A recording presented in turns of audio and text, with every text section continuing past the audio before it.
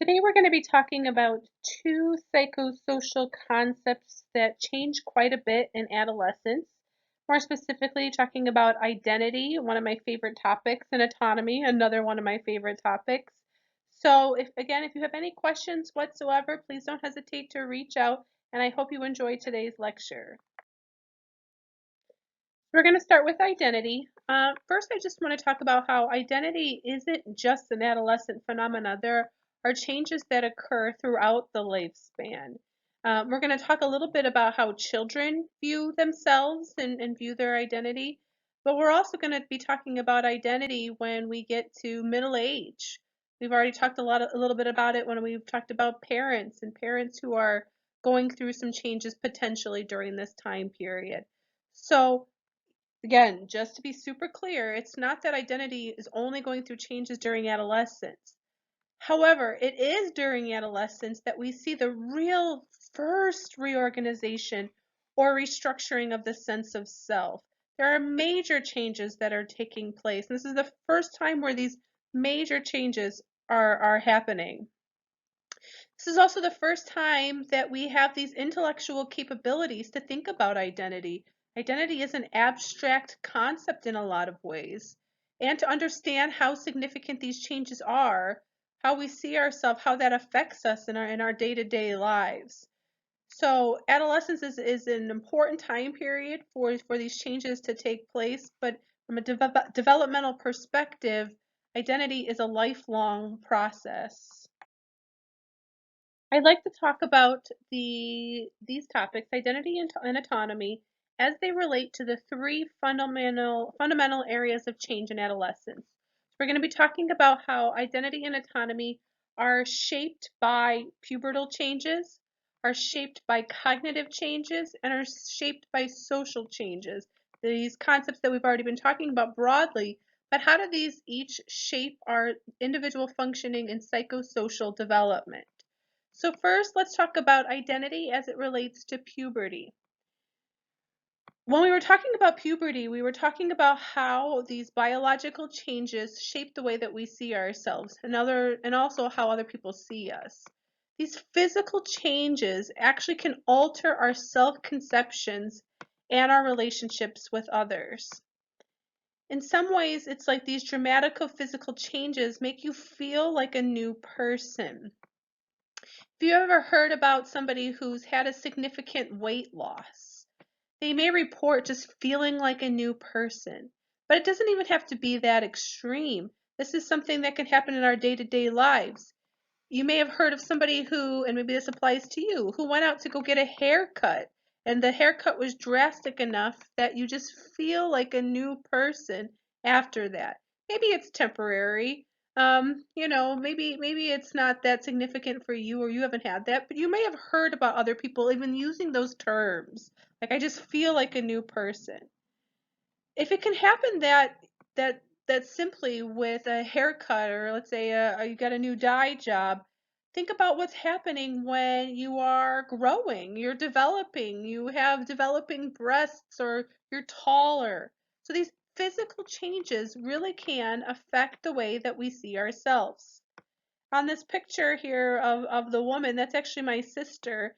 And a couple of years ago, she posted this picture on Facebook, and she had just gotten her hair cut and dyed. It's actually kind of like a purplish color.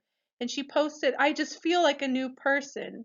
Little did she know that this would later appear in a PowerPoint presentation, although she since has found out and gives me approval.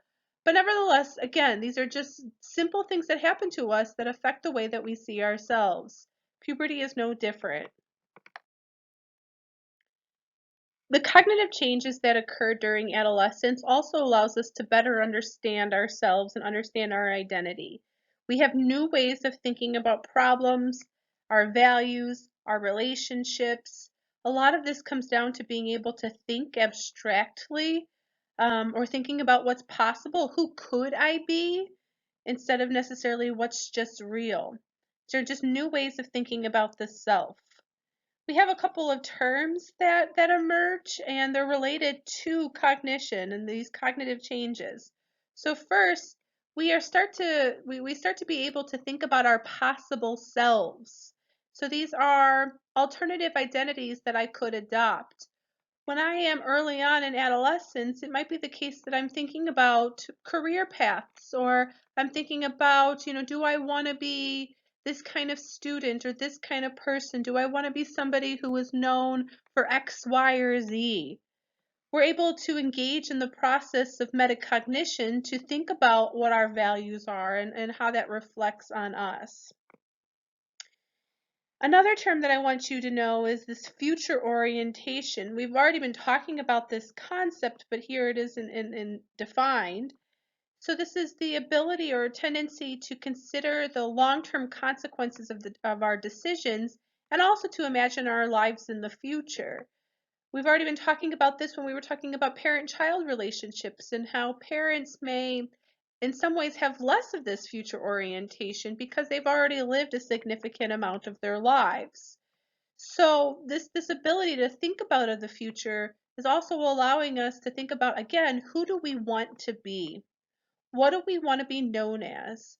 What is something that we can do in the future that is, like, let's say for a career, for example, that matches with our identity?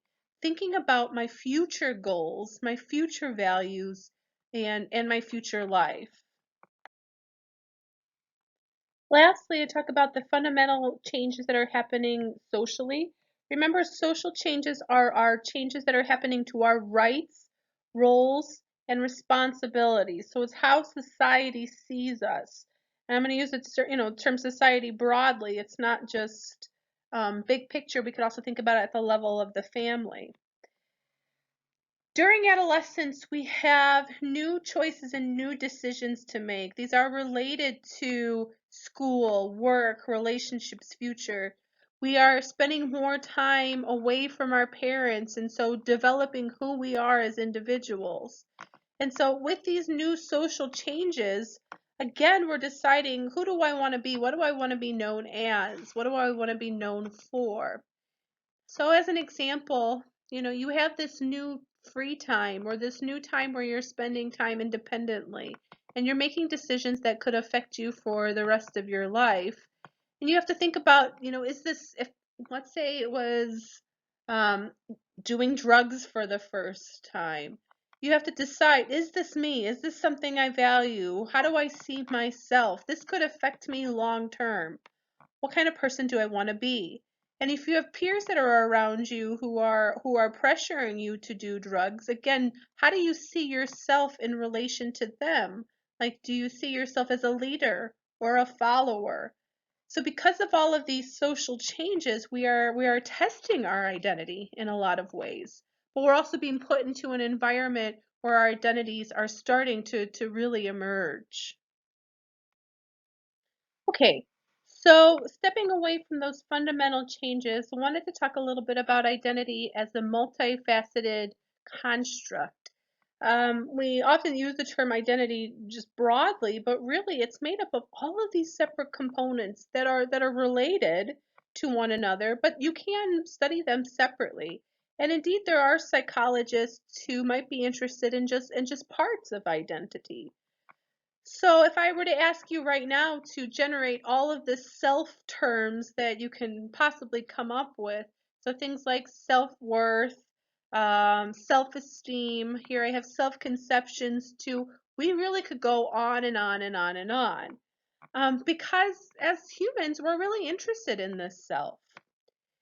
So we're not going to have time to talk about all of these individual constructs, although if you're interested in these constructs, there's a lot of literature on each of these subtopics.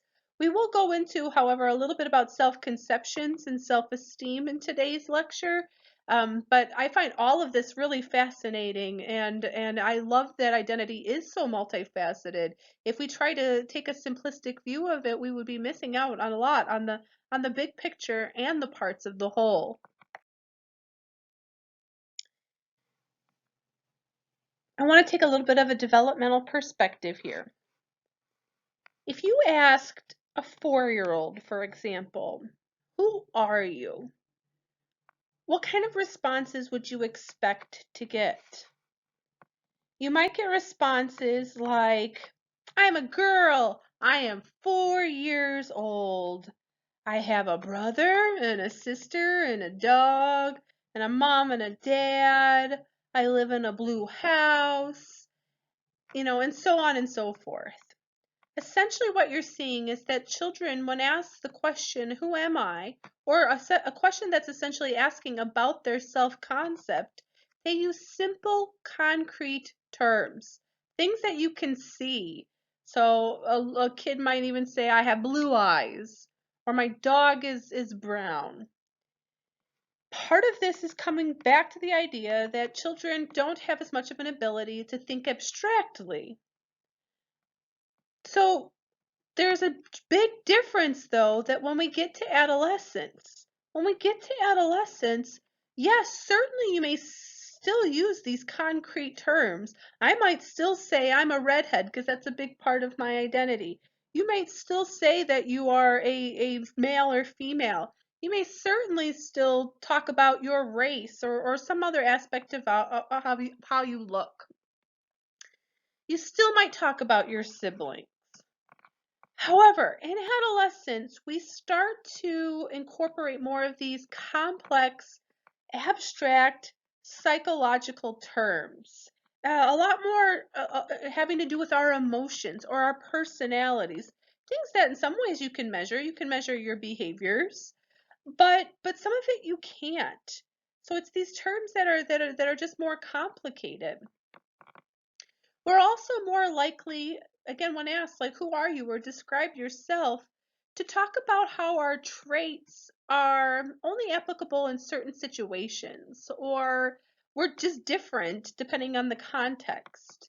So, for example, a child might say, I'm friendly, which is still a psychological term, but an adolescent starts to qualify that a little bit more. So perhaps I'm friendly only when I'm in small groups, or I'm friendly if people really get to know me, but for people who don't get to know me, they think I have resting bitch face, or something along those lines. Adolescents also start to realize, because they're better at perspective taking, that people see them differently than they actually see themselves. So a child isn't that good at it. We talked about theory of mind that develops around the age of 3.5, realizing that other people have different ideas that are going in their heads and how that ultimately affects their behavior.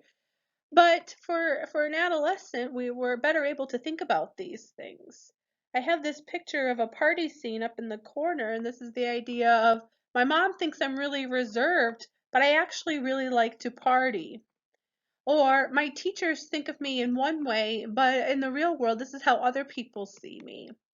So we can actually think about how our behaviors and our personality is coming across to other people. And when we're asked to describe ourselves, depending on who we're describing ourselves to, we start to use wording that is representative of not just how I see myself, but also how I see other people. So we see big changes here between childhood and adolescence, largely because of these changes that are happening cognitively that allow us to think more abstractly and also being able to perspective take what other people might be thinking about us.